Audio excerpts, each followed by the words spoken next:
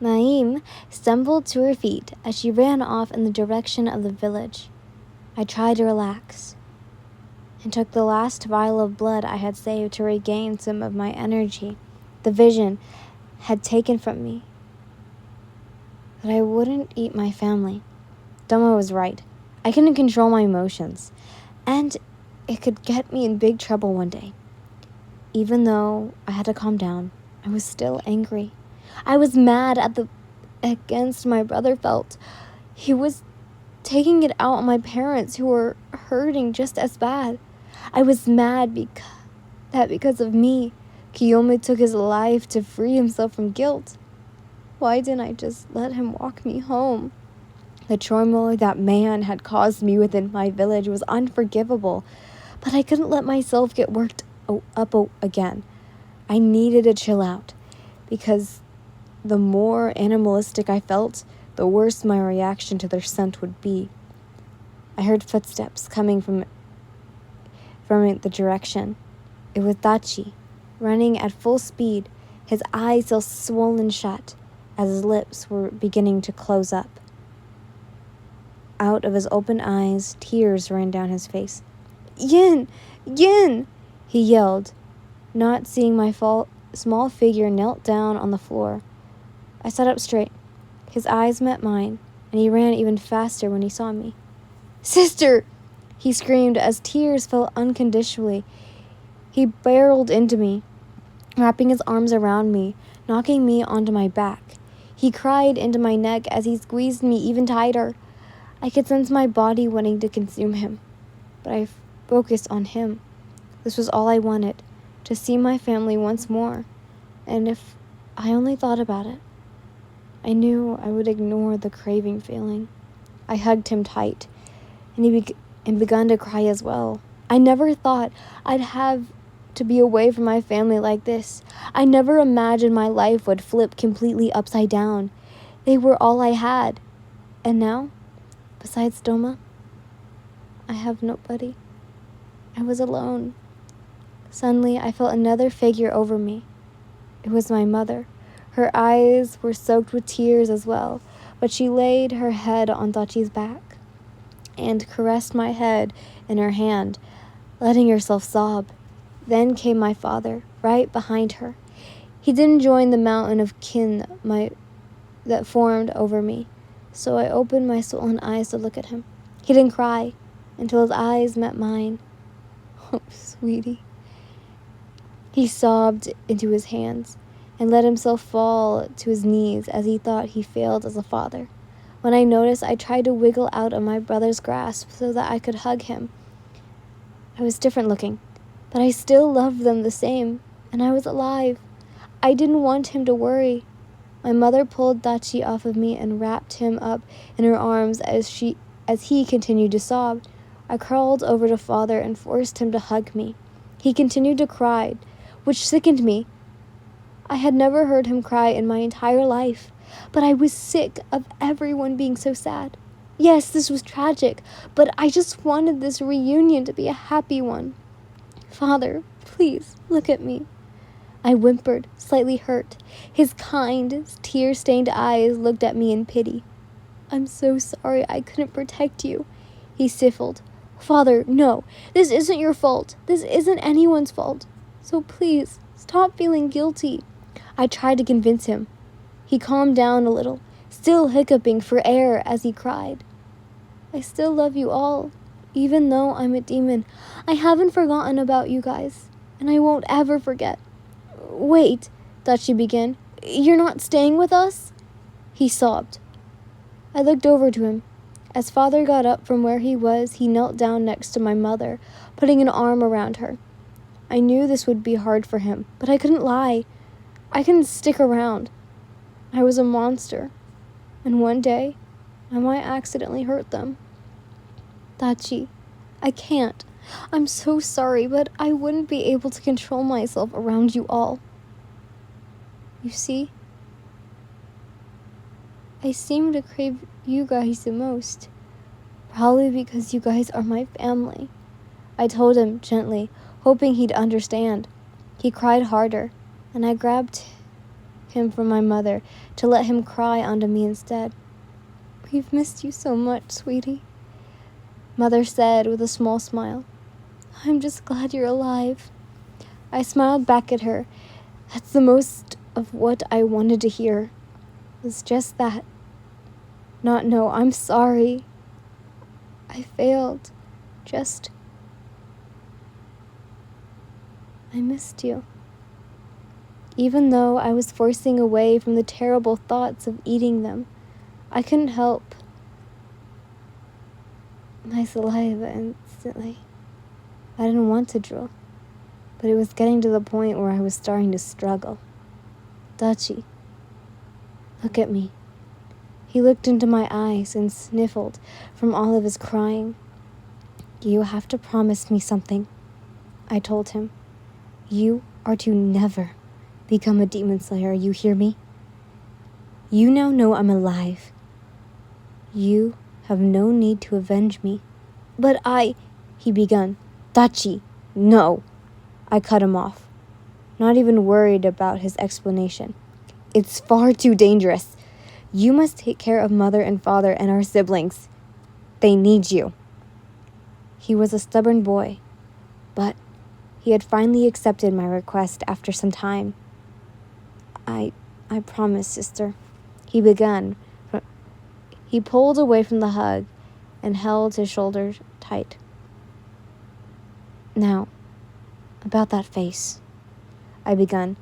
He held his hand up to his bruised eye and sunk down back shamefully. "I don't want you fighting anymore.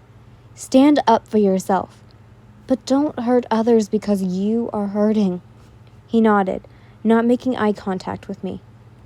I took my hand and lifted his chin up to look at me. Blood demon art. Healing hands. His eye went back to normal, to its usual size and color, and his lip healed completely.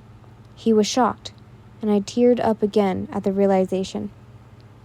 "This will be the last time I will get to heal you, little brother. Please, take care of yourself." He wrapped his arms around me and squeezed me as tightly as he could. I then hugged my mother and father one more time, telling them both that I loved them and that I never forget about them. "You all must go. I can barely control myself any longer." I was now beginning to sweat, and I was worried the instincts would soon kick in. "Please tell Kaneka and Kirika that their big sister will always love them. And give Kito a kiss for me. Please go before I do something I'll regret." They stifled quickly to get away. I stood up and watched them run out of the forest, tears falling from my eyes. And Dachi had stopped and turned around. "I love you!" he yelled from the edge of the forest. "You are the best big sister ever! I will never forget you!" He yelled, and then turned around and caught up with my parents. That went quicker than what I imagined, but it gave everyone the closure they needed. I turned around to head back to the cabin when I heard a familiar voice. "Ian?" It was Hana. I was exhausted from crying and trying to hold back the pure demon within me, but I could control myself much better around unrelated people. I turned around to see a pale girl with tears running down her face. Maureen was standing further back, slightly smiling. This is what Hana needed to finally move on from her pain, right? I thought you were gone," she whimpered. She was scared of me, or stunned by my changed appearance. It was like she saw me as a human. "Oh, I wish we had waited on you that night you stayed to speak to Kunyo. Hana, no, none of this is your fault. This wasn't anyone's fault." I tried to convince her.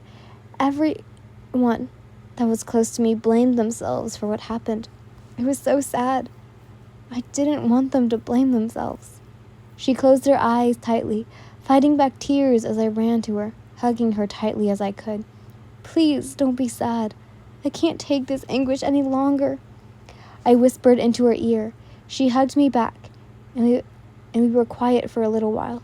Marie had walked over and wrapped her arms around the both of us, that all three of us were holding each other tightly. I felt anger growing in within me again, as I realized that all that man had taken from me, he had ripped my family apart. He tore my friends apart, and he gave me so much grief, he chose to take his own life.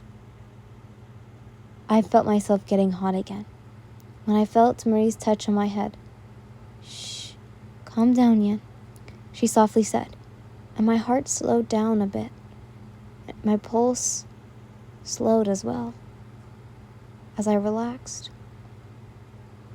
We all pulled away from each other and giggled at each other's swollen eyes.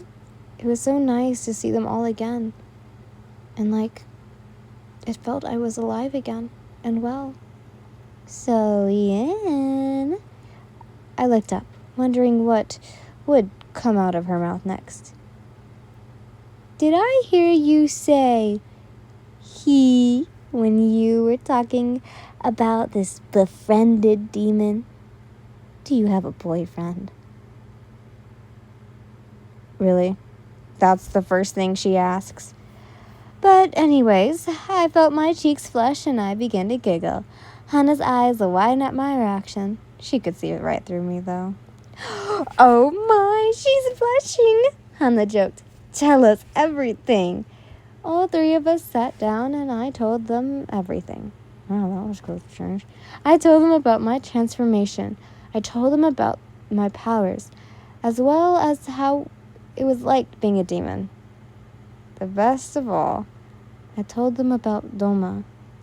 They gawked at the romance of it, but deep down inside, I couldn't forget how empty he was. I thought to myself how he never said anything about his past life. As a human, I mean. It was definitely something I wanted to ask him in the near future. So, can demons get married? Marie asked, half jokingly. I laughed, and didn't even worry about answering her. Seeing them was what I needed. Finally, move on and accept this is how my life is meant to continue. Sadly, I would stay 20 years old, as they would continue to age, have families of their own, and eventually pass on one day. I promise this won't be the last time you two see me, but I can't come too often. I don't want you two being put at risk, from me or any other demon. I have to get stronger, I exclaimed. And they both nodded and looked at each other with sad eyes. They knew I had to go soon. I was getting hungry, and it didn't matter that I had satisfied my hunger with blood earlier. Being around humans made me hungry, regardless if I needed it or not. They each gave me a hug and said our goodbyes, and I watched them make it safely back to their houses, and turned around to head back towards the cabin.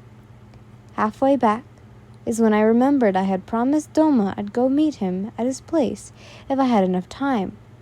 I looked up at the moon to see if high in the sky. It was only midnight, meaning I had plenty of time to try and find his cult.